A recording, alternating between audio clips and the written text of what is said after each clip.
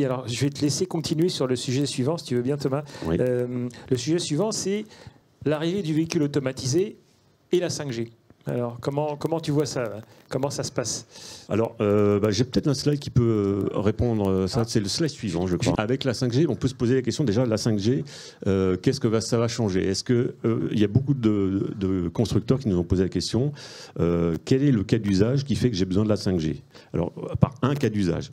Donc, vous voyez en haut à gauche, on a pris quelques exemples de cas d'usage qui représentent des familles. Alors, c'est un petit peu difficile à lire, mais vous pourrez le lire chez vous quand vous aurez la présentation.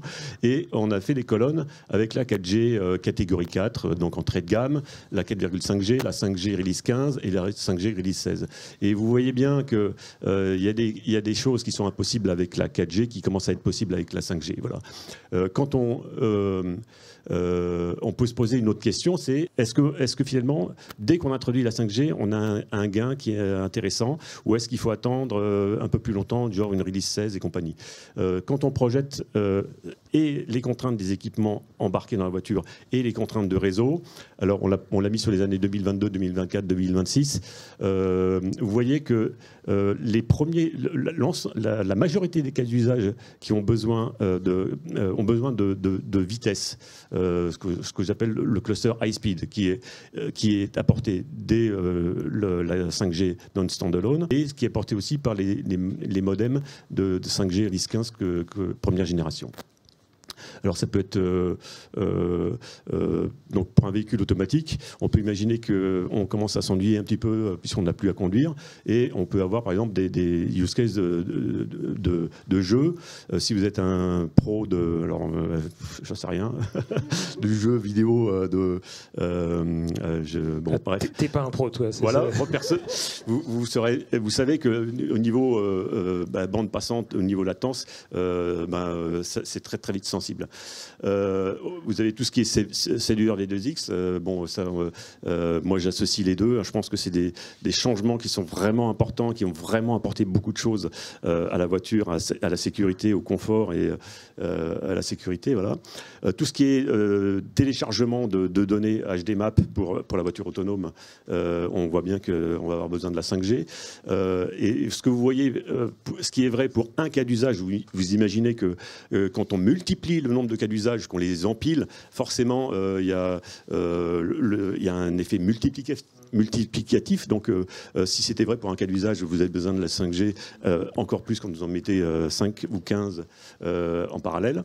Le deuxième cluster, c'est tout ce qui est faible latence. On pense que ça va venir peut-être dans un deuxième temps lié à la 5G standalone, et puis au fait que c'est aussi il faut aussi dimensionner la voiture pour pouvoir accepter ce genre de use case-là. Il faut savoir, je vais juste en dire un mot, il y a une révolution qui est en train de s'opérer dans le cœur de la voiture, dans l'architecture même de la voiture, où non seulement on rajoute un module 5G, mais on redimensionne complètement, ou on réarchitecture complètement l'intérieur de la voiture avec des réseaux IP et avec des calculateurs centraux qui sont complètement software et des actuateurs déportés qui jouent maintenant le rôle des anciennes. Avant, il y avait une fonction, un boîtier. Là, il y a une vraie révolution qui est en marche.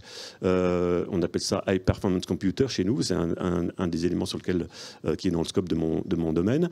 Et il y a un corollaire du coup, c'est que comme on rentre avec un réseau IP dans la voiture, tout ce qui est cybersécurité devient non seulement, c'est-à-dire qu'on ne vient pas greffer, on ne regarde pas quelle est l'architecture, on se dit tiens, comment est-ce qu'on va faire pour faire de la cybersécurité. On dit j'ai des besoins de cybersécurité, comment je fais mon architecture pour pouvoir répondre à ça?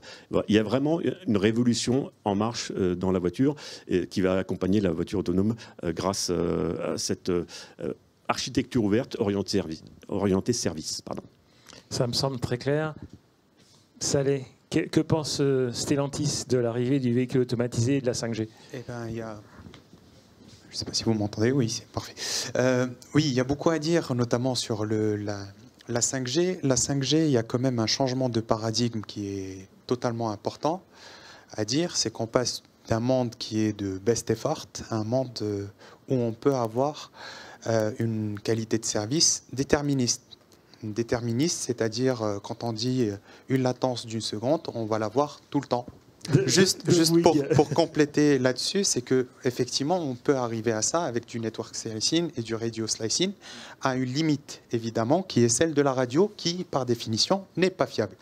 Néanmoins, on a la possibilité justement de prédire ce qui pourrait arriver en mettant justement ce qu'il faut pour pouvoir avoir la qualité de service nécessaire. Pourquoi je dis ça? Parce que finalement, quand on parle de sûreté de fonctionnement, de cybersécurité, en fait, il faut imaginer que dans nos véhicules, lorsqu'on appuie sur une pédale de frein, personne n'imagine que lorsqu'on appuie dessus, la voiture ne freine pas. Si on part dans des cas d'usage aussi sophistiqués qui vont assez loin dans le fait où on déporte des fonctionnalités vers le débarqué, il est évident qu'il va falloir se rapprocher de cette vue système que nous, côté constructeur, on la connaît très bien. Celle de pouvoir développer des véhicules qui sont fiables. Donc évidemment, ça, il faut garder. Alors, quand on parle de véhicules automatisés, il faut parler aussi des différents niveaux d'automatisation. Du niveau 2, où on a quand même le conducteur qui est toujours dans la boucle avec finalement le conducteur qui a les mains sur le volant et il doit pouvoir reprendre la main s'il y a un danger. Le niveau 3, où finalement le conducteur ou le passager peut faire autre chose et sans forcément regarder et être vigilant, attentif par rapport à ce qui se passe sur la route. Néanmoins, le conducteur doit être en capacité si le véhicule lui demande de reprendre la main, de pouvoir le faire. Le niveau 4, on parle uniquement de passagers et pas forcément de conducteurs. Et donc, quand on parle de 5G pour le véhicule automatisé, il faut avoir en tête tous ces éléments-là.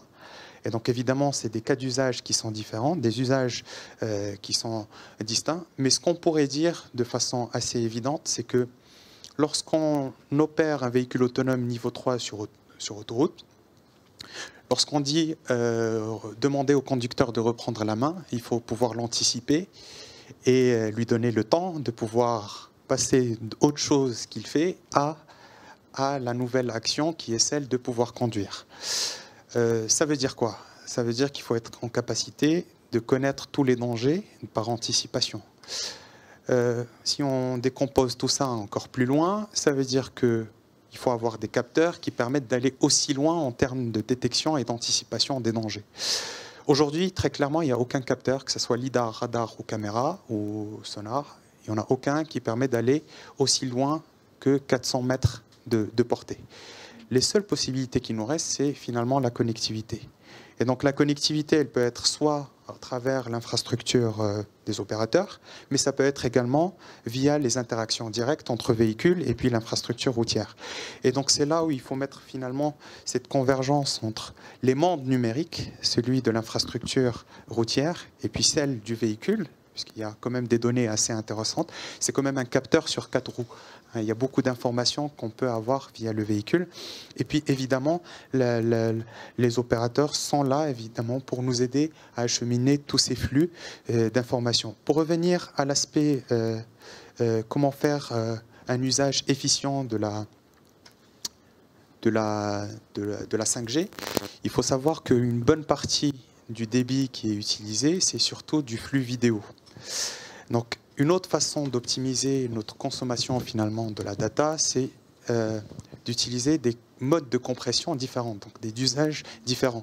Donc il y a des codecs aujourd'hui, par exemple sur les vidéos. Aujourd'hui, on utilise du H264. La prochaine génération permettrait de diviser par 2 cette utilisation du débit. Donc finalement, il y a à la fois une bonne nouvelle qui est celle de la 5G avec de nouveaux changements de paradigme, avec des capacités qu'on n'avait pas auparavant avec la 4G.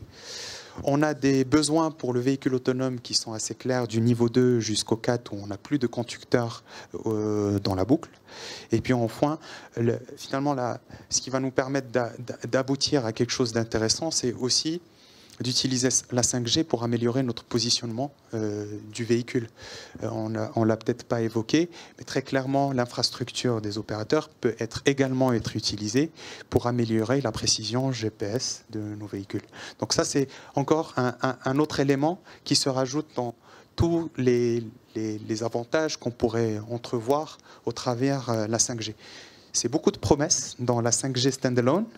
Donc, d'où l'intérêt d'être impliqué fortement dans des expérimentations à large échelle et des déploiements pour justement confronter ces promesses avec une réalité, celle du terrain, donc dans des milieux urbains, autoroutiers et périurbains. Voilà. Alors ça l'est très bien. Ça c'est pour